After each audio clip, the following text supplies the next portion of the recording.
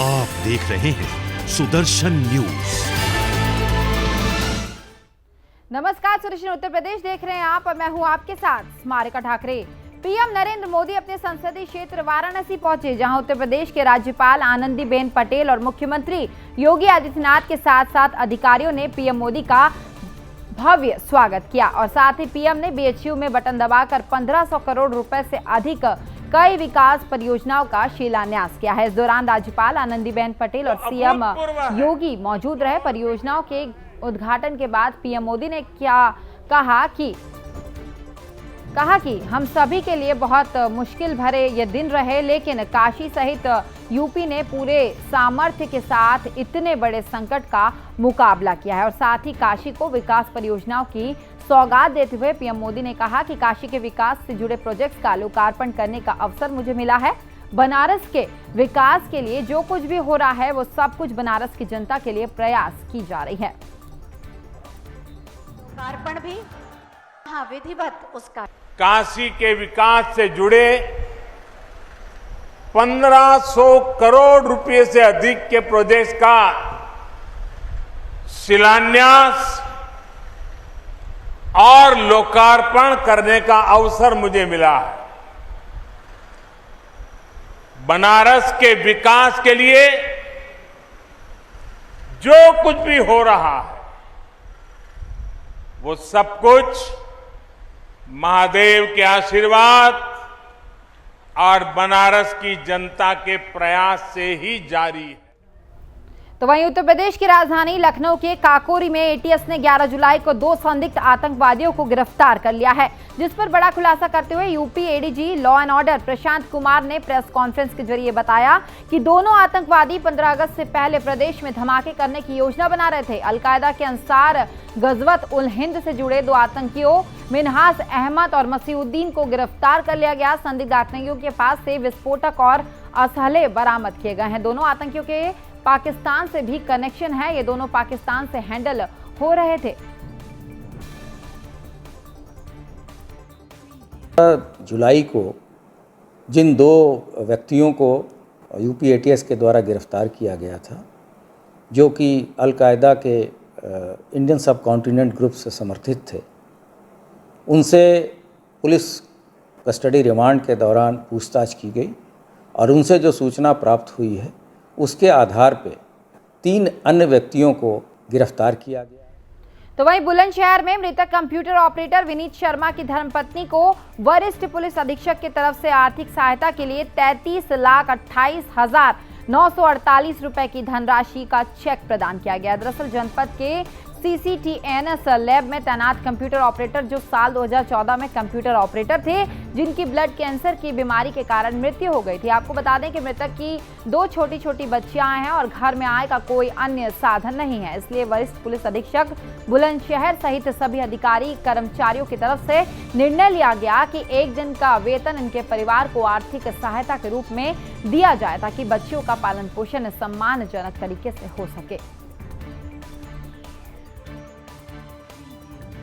Computer operator Vineet Sharma, जो 2014 batch के थे, 22 जून को ब्लड कैंसर से इनकी मृत्यु हो गई थी और बहुत ही दुखद मृत्यु रही है। 2 बहुत छोटी बच्चियां इस परिवार में हैं, इसकी बेटी के रूप में, और घर में अन्य कोई स्रोत नहीं है।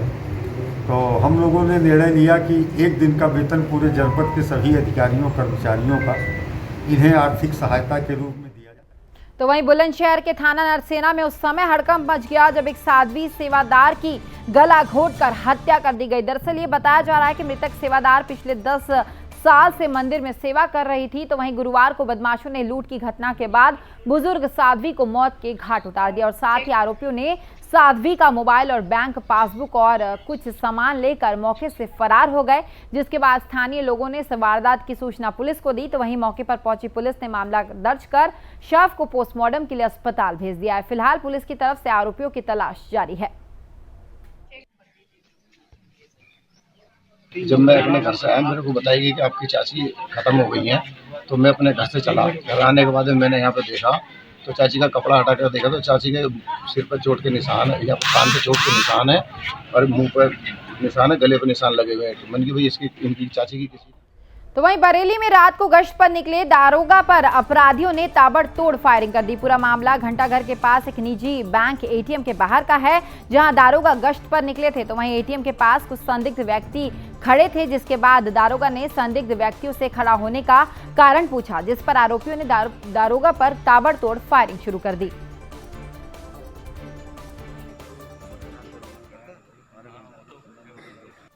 थाना आंवला के अंतर्गत रात्रि 2:15 बजे के आसपास हल्का दरोगा प्रवीण कुमार गश्त कर रहे थे और इस बीच एक भूमि विकास बैंक के पास में एक ऑल बैंकिंग एटीएम लगा हुआ है। वहाँ पर कुछ संदिग्धों को देखकर वो रुके और एक व्यक्ति जो बाहर खड़ा हुआ था उससे पूछताछ करने लगे। तो इसी दौरान एटीएम के अंदर से एक महिला और एक पुरुष।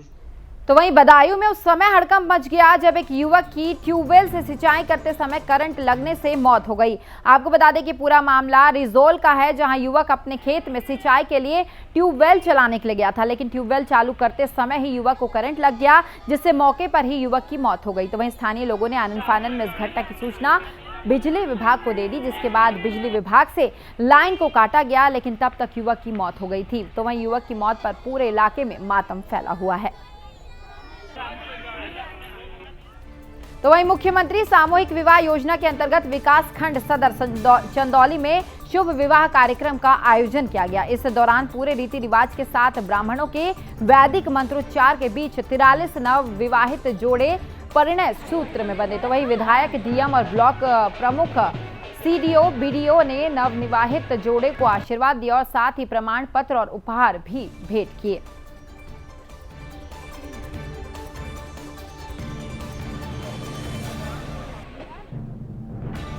तो वहीं पुलिस कमिश्नरेट क्राइम ब्रांच ने कानपुर के अलग अलग थाना के अंतर्गत 3 आरोपियों को अब गिरफ्तार कर लिया है और साथ ही क्राइम ब्रांच ने तमंचा और कारतूस भी बरामद किया है। दरअसल बीते दिनों हुए गोलीकांड में फरार आरोपियों की तलाश में पुलिस अभी जुटी है, जिसकी तलाशी के बाद पुलिस ने मुख्य आरोपी की गिरफ्तारी भी अब कर ली है।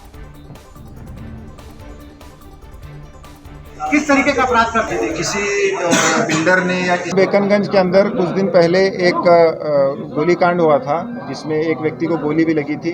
उसमें एफआईआर दर्ज हुई थी।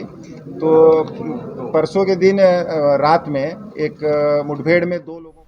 तो वहीं ललितपुर में ब्लॉक प्रमुख के पद का चुनाव 1 वोट से हारे निर्दलीय प्रत्याशी राजदीप सिंह बुंदेला ने प्रेस वार्ता का आयोजन किया है और साथ ही इस कड़ी में राजदीप सिंह बुंदेला ने पत्रकारों से बातचीत करते हुए बीजेपी पर निशाना साधा है और साथ ही राजदीप सिंह ने पुलिस प्रशासन पर सत्ता के दबाव में आने का आरोप भी लगाया और साथ ही बुंदेला ने बीजेपी नेताओं पर सत्ता का दुरुपयोग करने का आरोप भी लगाया। इतना ही नहीं, उन्होंने प्रशासन और सत्ता पक्ष ये कहा कि ये पक्ष ये चाहता था कि वो चुनाव न लड़े और इसी रणनीति के तहत प्रशासन अब काम कर रहा है। नामांकन पत्र नहीं मिला गया। बहुत कोशिश करने के बाद मेरे को 2:30 बजे के बाद नामांकन पत्र मिला गया, तो मैंने नामांकन पत्र लिया, फुलफिल किया। अगले दिन जिस दिन नॉमिनेशन फाइल होनी थी मैं गया, जिसकी वीडियो वायरल है।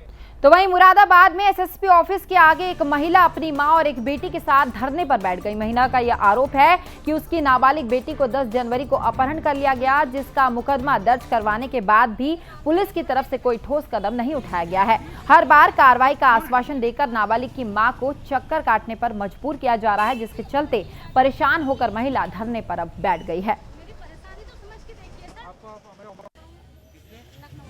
बेटी 13 वर्ष की है, नानी के घर आई हुई थी, ट्यूशन पढ़ने गई हुई थी, जिसका अपहरण विष्णु शर्मा ने कर लिया है। मैंने अपना 10 जनवरी में ही मुकदमा पंजीकृत करा दिया गया था मेरा थाना मझोला के अंदर, और जबकि विष्णु शर्मा के नाम के वारंट भी कटे हुए हैं। 16 जून को अभी तक उसे गिरफ्तार नहीं किया गया है। इन्होंने जो बताई है मूल रूप से संभल की रहने वाली है और इनकी जो नाबालिग बेटी थी यहाँ काशीराम नगर मझौला में आई हुई थी, 15 दिन से वहाँ रह रही थी और ट्यूशन का जाना बताया था। उसके बाद ये घर नहीं आई। इन्होंने अपने पड़ोस में रहने वाले एक युवक पे शक जताया है कि उसके साथ वो लड़का में भी इनकी लड़की को लेकर गया हुआ है। फिलहाल इस बुलेटिन में इतना ही। प्रदेश की सभी खबरों के लिए आप देखते रहिए सुदर्शन यूपी। नमस्कार। आप देख रहे हैं सुदर्शन न्यूज।